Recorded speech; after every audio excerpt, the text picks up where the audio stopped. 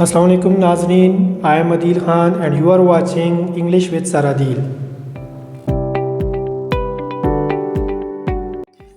अब हम आते हैं अपनी नेक्स्ट टॉपिक की तरफ, जो कि है आइडेंटिफिकेशन इन उर्दू, यानी उर्दू में पहचान। अब इसमें मैं इसको मैजिकल मेथड भी कहता हूँ कि आपको एक ऐसा मैं तरीका बताऊँगा जिसमें आप उर्दू में पहचान जो है वो 12 टेंसेस की विद इन 5 सेंटेंसेस में 5 चीज़ें यहाँ ऐसी लिखूँगा जिसके बदले में आप फौरी तौर पर 12 टेंसेस की पहचान करना सीख जाएंगे।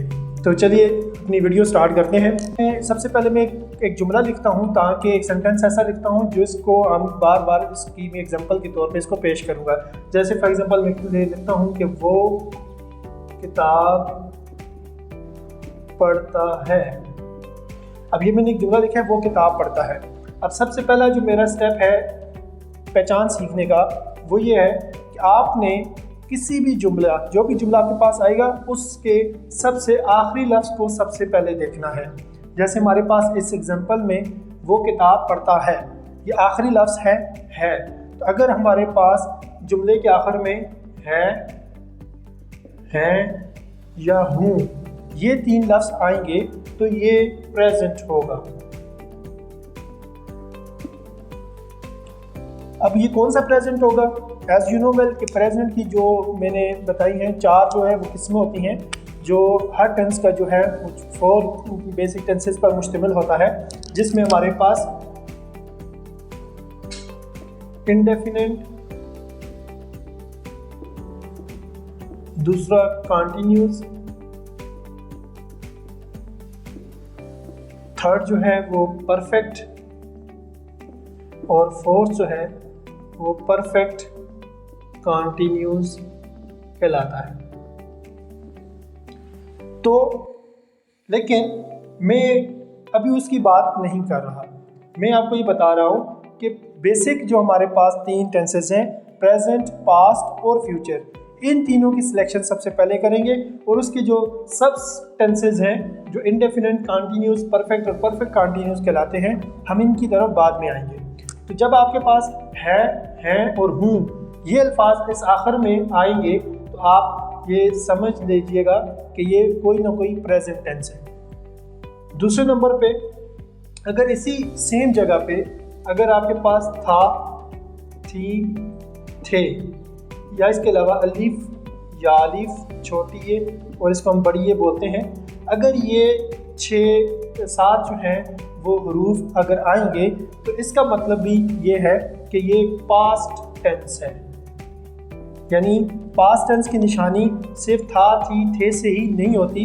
अगर इसके आखिर में अलिफ या अलिफ छोटी ये बड़ी ये भी अगर आ जाते हैं तो ये भी पास्ट की निशानी होती है। जैसे हम कहते हैं कि वो किताब लिखता था, तो इसमें हम ये भी कह सकते हैं कि उसने किताब लिखी। तो ये जो है छोटी ये इसकी जो आखिर में आती है तो ये भी इसकी निशानी है। तो आगे तीसरे पॉइंट की तरफ बढ़ते हैं। तीसरा पॉइंट ये है, इन 2 टेंसेस से आप प्रेजेंट और पास्ट की पहचान करते हैं, और अगर इसी सेम जगह पे वो किताब पढ़ता है की जगह अगर गा, गी, गे आते हैं तो ये आपके पास फ्यूचर टेंस की निशानी होती है। तो यानी यहाँ पर आपने इन 3 पहचान के साथ इंडेफिनिट के तीनों टेंसेस जो हैं वो आप सीख चुके हैं, प्रेजेंट, पास्ट और फ्यूचर। ये इंडेफिनिट की निशानी भी है और आपको जुमले में पहचान करने में भी आसानी होती है। अब आते हैं इस बात की तरफ कि आया हमें कैसे पता चलेगा कि ये 4 जो हमने आगे सब टेंसेस लिखे हैं, इंडेफिनिट, कंटिन्यूस, परफेक्ट और परफेक्ट कंटिन्यूस, तो ये इनमें से कौन सा होगा? क्योंकि अभी तो हमने जो सीखा ये सिर्फ इंडेफिनिट का बता रहा है। तो इसके लिए मेरा 4th पॉइंट है कि अगर आपके पास, मैं इस जुमले में एक और जुमला ऐड करता हूँ, वो किताब पढ़ रहा है। अब यहाँ पर 5वीं चीज़, चौथी चीज़ जो मैं लिखा हूँ 4th वन, वो है कि अगर आपके पास ये जब 3 जो मैंने बातें की हैं ये लास्ट वर्ड के लिए थी, अब मैं जो बात करने लगा हूँ वो सेकंड लास्ट वर्ड की बारी है। यानी है से पहले, इस वर्ब के बाद और है से पहले अगर ये लफ्ज़ आएंगे, रहा, रही, रहे, तो ये कोई ना कोई कॉन्टिन्यूस टेंस होगा। जैसे मैंने ये लिखा, ये है से तो आपको पता चल गया कि ये प्रेजेंट है, क्योंकि है की निशानी इसमें है। लेकिन ये सेकंड लास्ट जो मैंने बताया रहा, तो ये बता रहा है कि ये कॉन्टिन्यूस टेंस है। देखिए, रहा, रही, रहे अगर आएगा तो वो कोई ना कोई कॉन्टिन्यूस है। अब है से पता चल रहा है कि ये प्रेजेंट है, और रहा से पता चल रहा है कि ये कॉन्टिन्यूस है, यानी ये प्रेजेंट कॉन्टिन्यूस है। अगर यहाँ पर ही है की जगह था होता, वो किताब पढ़ रहा था, तो ये फिर पास्ट कॉन्टिन्यूस हो जाता। आई होप सो कि आपको समझ आ रही होगी। अब आगे जो है 5वां पॉइंट है कि अगर इसी रहा, रही, रहे की जगह अगर हमारे पास ये लफ्ज़ लिखे होंगे, चुक्का, चुक्की, चुक्के, और इसके अलावा लिया, दिया और गया, तो ये परफेक्ट की निशानी है, सिंपल परफेक्ट। यानी जैसे हम कहते हैं कि वो खाना खा चुका है, तो हम चुका लफ्ज़ भी यूज़ करते हैं, वो खाना खा चुका है। अगर हम ये लफ्ज़ यूज़ नहीं करेंगे तो फिर हम ये लफ्ज़ यूज़ करते हैं कि उसने खाना खा लिया है। जैसे हम कहते हैं बारिश हो चुकी है, तो बारिश हो गई है। वो मुझे दावत दे चुका है, तो यहाँ पर दिया लफ्ज़ से मैंने इसलिए लिखा कि हम ये भी यूज़ करते हैं कि उसने मुझे दावत दे दी है। तो यानी ये 3 लफ्ज़ जो हैं, लिया, दिया और गया, ये भी परफेक्ट की निशानी है। अगर आपके पास यहाँ पर रहा की जगह चुका लफ्ज़ आता है, वो किताब पढ़ चुका है, तो इट मीन्स ये जो है परफेक्ट की निशानी है इस चुका लफ्ज़ की वजह से। है से तो आपको पता चल गया ये प्रेजेंट है। यहीं पे अगर था आएगा तो वो पास्ट की निशानी होगा, अगर यहीं पे गा गी किए होगा तो वो फ्यूचर की निशानी होगा। लेकिन कौन सा फ्यूचर और कौन सा प्रेजेंट पास्ट, वो हम इस लफ्ज़ से पहचान करेंगे। अगर पीछे रहा, रही है, तो वो कॉन्टिन्यूस होगा। अगर परफेक्ट है, अगर चुका, चुकी लिखा हुआ है, तो वो कोई ना कोई परफेक्ट टेंस होगा। तो I hope so you have done. Last and 6 point इसका जो है वो ये है, जो हम इन 3 चीज़ों से 1, 2, 3 पॉइंट जो मैंने शुरू में लिखे, इससे आपने इनडेफिनेट को क्लियर किया। जब आप रहा, रही, रहे समझ रहे थे, तो आपने कॉन्टिन्यूस को क्लियर किया। उसके बाद जब मैंने चुका, चुकी, चुके, लिया, दिया, गया, इनकी जब बात की, तो आप परफेक्ट क्लियर कर चुके थे।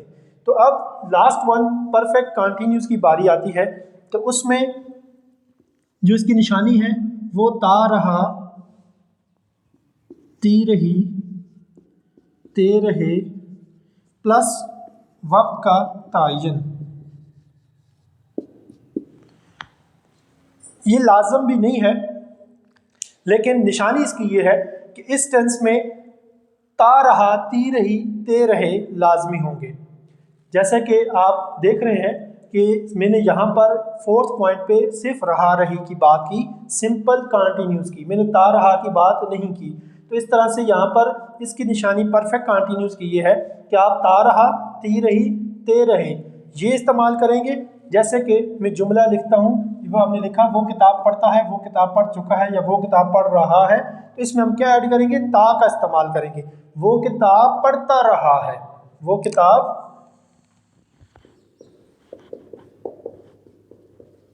पढ़ता रहा है। अब ये जो है ता रहा है, ये निशानी भी परफेक्ट कॉन्टिन्यूस की है, और इसमें वक्त का अगर तयन भी शामिल हो, जैसा कि वो 2 घंटों से किताब पढ़ता रहा है, वो 2 दिनों से काम करता रहा है, तो इस तरह से वो 2 घंटों से, वो 15 मिनटों से मेरा इंतज़ार करता रहा है। तो इस तरह के जुमले जो हैं वो वक्त भी बताते हैं। तो उसके लिए जब हम आगे टेंसेस पर बात करेंगे तो मैं आपको बताऊंगा कि इंग्लिश में इनको कैसे इस्तेमाल करेंगे, क्योंकि आज का हमारा टॉपिक था सिर्फ उर्दू में पहचान। आज हमने ये सीखना था कि हमारे पास जब कोई जुमला आता है तो हम कैसे फाइंड आउट करेंगे कि इस सेंटेंस का किस टेंस के साथ ताल्लुक है। तो I hope so you have done, और आपको जो है ये समझ आ चुकी होगी कि मैंने जो आपको आज आइडेंटिफिकेशन इन उर्दू यानी उर्दू में पहचान जो है वो सिखाई है। तो उसमें कौन से ऐसे पॉइंट्स हैं जिनकी मदद से आप बहुत कम वक्त में 12 टेंसेस की पहचान सीख लेते हैं। हमने सिर्फ 6 पॉइंट्स लिखे हैं और आई होप सो कि आपको 12 टेंसेस की पहचान आ चुकी होगी। अब इसमें मज़ीद जो चीज़ है वो प्रैक्टिस है। जितनी आप प्रैक्टिस करेंगे, इनको जुमलों को लिख कर आप फाइंड आउट करेंगे, तो उतना आप सीखेंगे। अपना ख्याल रखिएगा। अल्लाह हाफिज़।